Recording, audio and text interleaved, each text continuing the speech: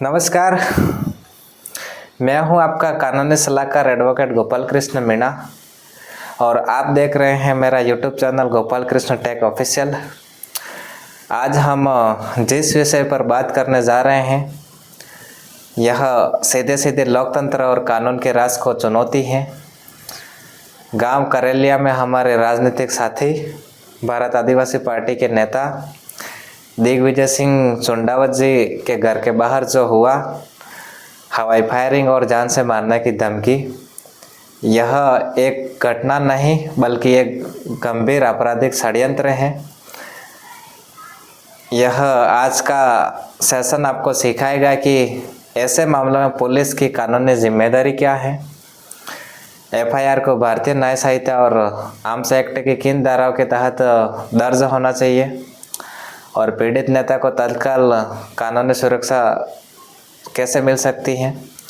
यह लड़ाई सिर्फ दिग्विजय सिंह जी की नहीं है बल्कि हर उस व्यक्ति की है जो निडर होकर अपनी बात रखता है। अगर आप इस गंभीर अपराध के खिलाफ आवाज़ उठाने और न्याय के संघर्ष में शामिल होने के लिए तैयार हैं तो अभी नीचे सब्सक्राइब बटन दबाकर घंटी बजा दें।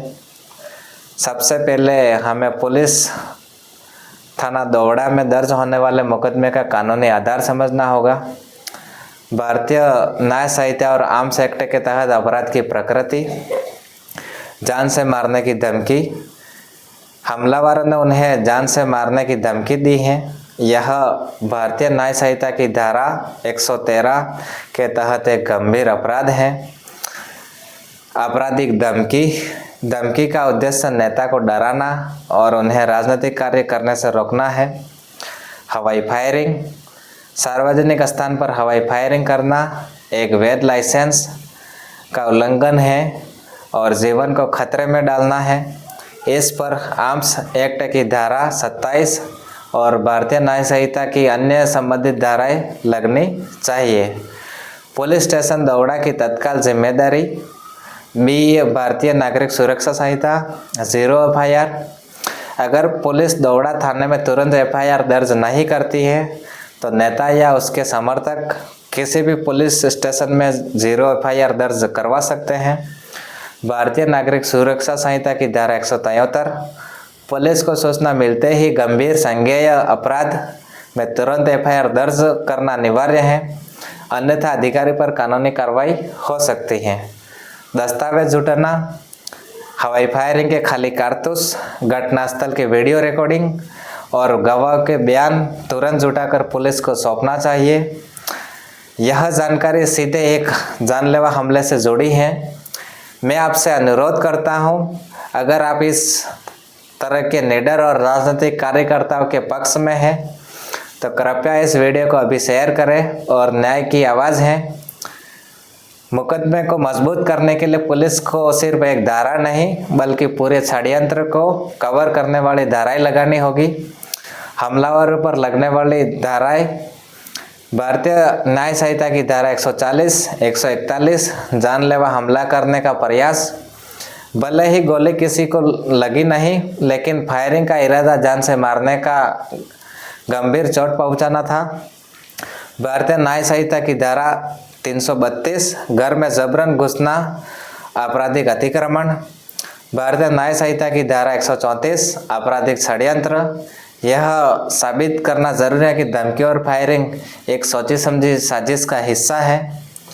आर्म्स एक्ट की भूमिका, आर्म्स एक्ट की धारा 25/27, यह धारा गैर कानूनी हथियार रखने और उसका इस्तेमाल करने पर लगती है। हवाई फायरिंग करना, भले ही वह लाइसेंस वाले हथियार से क्यों ना हो, सार्वजनिक सुरक्षा के खिलाफ है और लाइसेंस रद्द होने का आधार बन सकता है।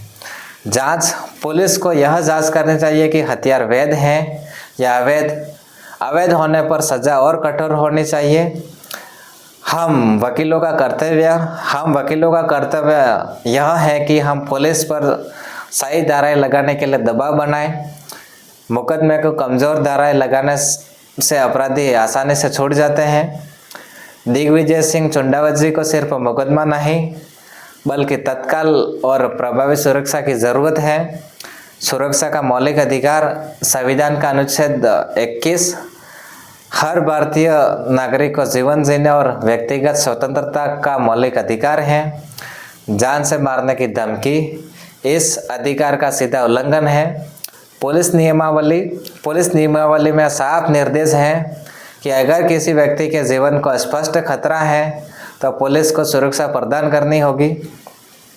सुरक्षा प्राप्त करने की प्रक्रिया: जिला पुलिस अधीक्षक को आवेदन नेता को तुरंत घटना का हवाला देते हुए जिला पुलिस अधीक्षक को लिखित आवेदन देना चाहिए जिसमें जीवन के खतरे का स्पष्ट उल्लेख हो। खतरे का आकलन: पुलिस को तुरंत खतरे का आकलन करना होगा। इस घटना के बाद यह आकलन निश्चित रूप से खतरे का उच्च स्तर का मानेगा। सुरक्षा तैनाती: आकलन के आधार पर पुलिस को नेता के निवास, कार्यालय, गांव, उनके कार्यालय और यात्रा के दौरान पुलिस गार्ड, पीएसओ या सुरक्षा दस्ता मुहैया कराना चाहिए।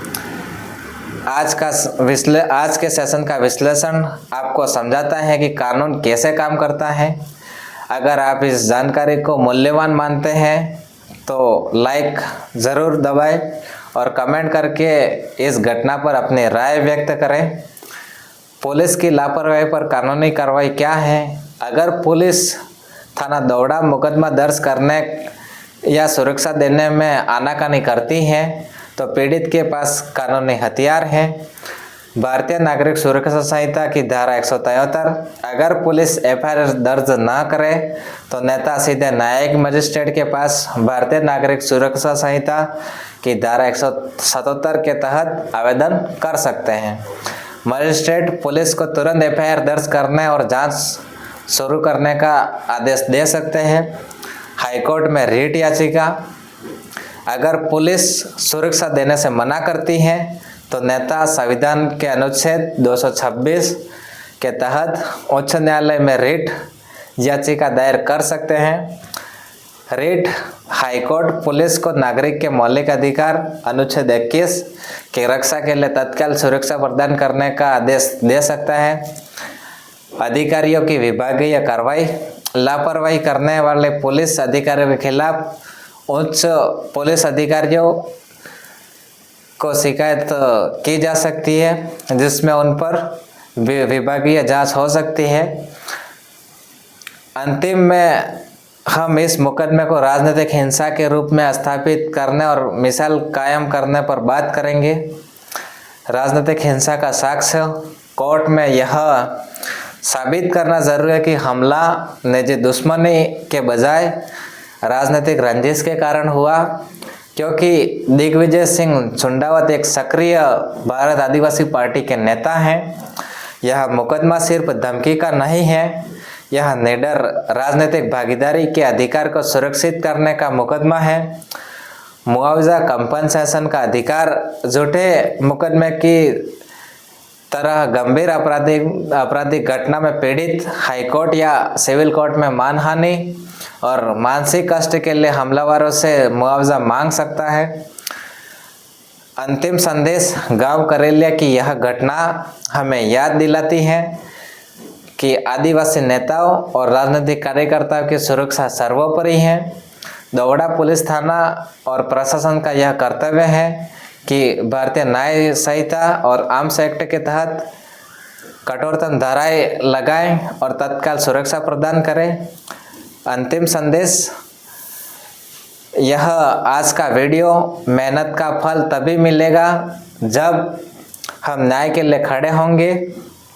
कृपया गोपाल कृष्ण टेक ऑफिशियल को सब्सक्राइब करें, इस वीडियो को अधिक से अधिक शेयर करें, इस गंभीर मामले में न्याय की मांग करें। आपका ज्ञान आपकी ताकत। जय हिंद, जय भारत, जय संविधान।